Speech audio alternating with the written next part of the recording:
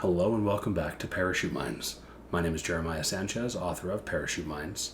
If you like science fiction, fantasy, horror, and mythology, then check my series out. It's essentially science fiction's love letter to the Odyssey. Today, I have a new short story for you, and this one stems from an interesting writing exercise where I was challenged to write down just one or two sentences that are meant to catch the audience as the first opening to the book. So, I just wrote down a sentence or two, and that was a successful fulfillment of the challenge. Then I'd do it again, then I'd do it again, then I'd do it again. And it was just meant to get the creative ball rolling, get the creative juices flowing. But one of them, I really wanted to turn into a short horror drama. You can assess it for yourself and let me know what you think. But the interesting thing was I took this sentence that was meant to be the first sentence of the story, wrote the entire story, and it ended up being the final sentence. So, with that, I hope you enjoy Reverse Engineer. The human body is a vulnerable vehicle made of flesh. Its intricacies are miraculous, but its weaknesses are as well. A flimsy coat of skin is all that stands between approximately 1.5 gallons of blood spilling everywhere. The same few layers are all that protects the soft tissues of muscle, easily ripped or torn away from an equally fragile skeletal structure. It doesn't take much more pressure than one's own body weight for the spinal column to slip or fracture, or for bones to break like sticks. Compared to the rest of the animal kingdom, the human body is slow, weak, and unprotected. It has no shell, exoskeletal armor, or specialized tools against environmental harm or external attack. No scales, spikes, quills, horns, venoms, claws, wings, or heightened senses. The human body is soft and easy to catch, eat, dismantle, or break in multitudes of ways. Advanced intelligence and opposable thumbs provide the human body its best chance at defense and survival. But intelligence leads to awareness, and through that autonomy, survival escalates to the fight for control and dominance. Power and greed naturally spiral, evolving into manipulation and cruelty, and thumbs are easily snapped backwards, rendering the human body no more articulate than that of an animal. If Hunter wanted to save his twin sister, Lila, he was going to have to overcome the softness of his own mind. If he wanted to find her while she was still alive, he had to relive every pain done to his body. Most of his injuries hadn't yet healed to scars. They were too fresh, days old. He was covered, rather, in festering cuts, healing scabs, and numerous internal injuries beyond his 19 years of knowledge or ability to diagnose. He could feel every sensation of blood being pumped through his face, sharp stings throbbing through his concussion or concussions. He didn't know what else had happened after he and his sister had been beaten unconscious. Only brief flashes of light flared in his memory after days of being abused.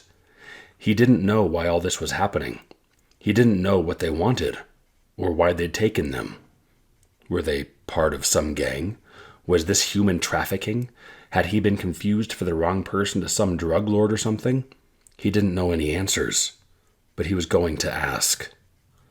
If it hadn't been for whatever led to the car crashing, he doubted he would have survived beyond being stuffed into its trunk. He was a toy, and they were done playing with him. It was intended to be his last trip.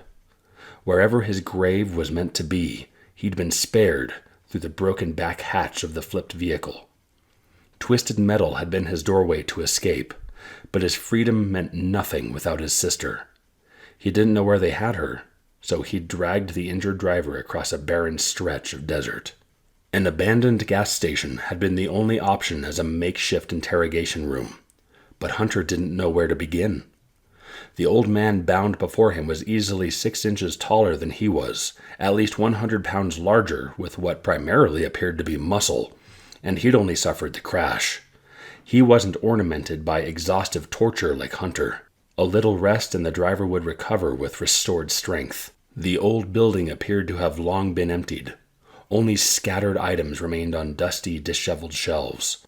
Broken containers and empty bins littered the floors, but a few rolls of string, some frayed rope, and 3 half-used rolls of different kinds of tape had worked to bind the old man's neck, arms, and midsection to a structural pipe in the gas station storage closet.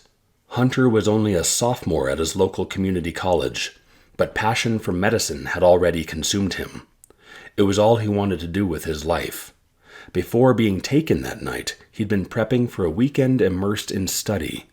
All his required homework had been completed early, as per usual. But for fun, he'd planned to thumb through some used textbooks from the school library. He had no problem drowning out the background horror movies his sister was always watching in their shared apartment.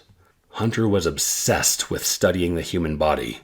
It was made of so many symbiotic mechanics, all constantly maturing and dying, relying on one another for everything to function from head to toe. Internal scaffolding, pulleys and levers, varied joints, numerous fuels with diverse purposes, and more. The human machine was fascinating, and through study, it was learnable. No matter how long it took, he was going to understand it all. Only 14 months into his collegiate journey, and Hunter couldn't wait to dedicate the rest of his life to repairing broken bodies. Anesthesia silenced emotional patients into nothing more than puzzles. Complex puzzles, volatile and messy, but puzzles nonetheless, and he enjoyed puzzles. While anatomy and physiology consumed him, the human mind remained a mystery.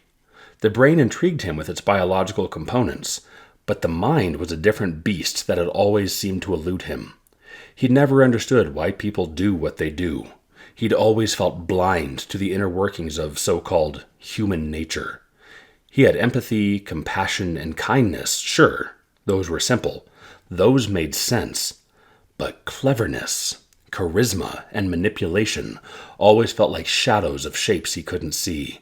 Shapeless beasts controlling the world around him. When he buried his nose in the absolutes of the sciences, the world made sense. But whenever he found himself face to face with extremes of emotion, his brain was beaten by the human mind. The man before him had one of those minds.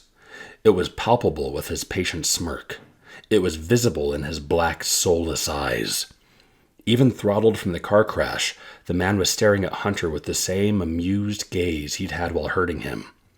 The man had awoken to a dilapidated room, bound to a pipe, completely at Hunter's mercy, and yet he didn't seem afraid. In place of the fear Hunter had felt when in the same position, the older man appeared like a predator, entertained by the prey's attempt to scare him. Hunter had to look away to gather his thoughts. If he lingered too long in the man's silent stare, he'd stumble. Rather, he forced himself to focus on what he could control, the items at his feet.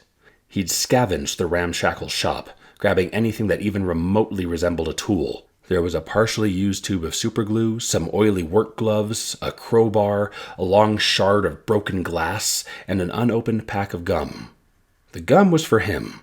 He hadn't been able to brush his teeth in days, and the minty freshness helped calibrate his brain away from the irritation of bad hygiene.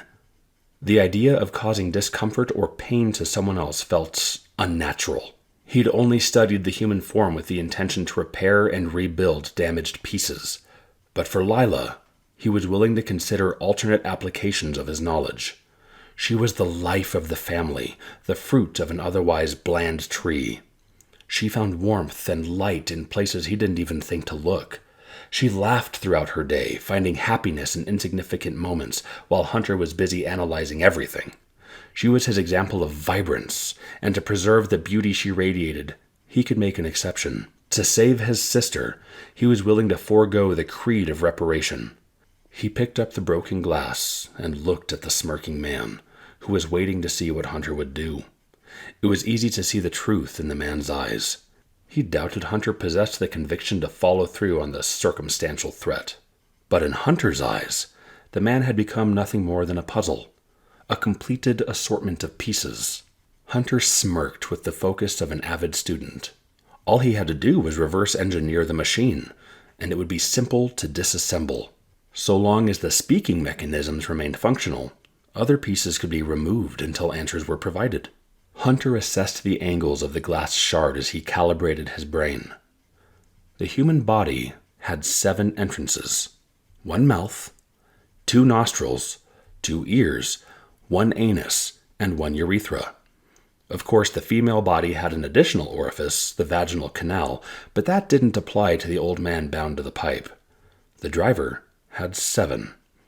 If his eyes were gouged out, an argument could be made for 9. Hunter squeezed the glass and walked toward him. He never imagined that to save his sister, he would begin by making a 10th.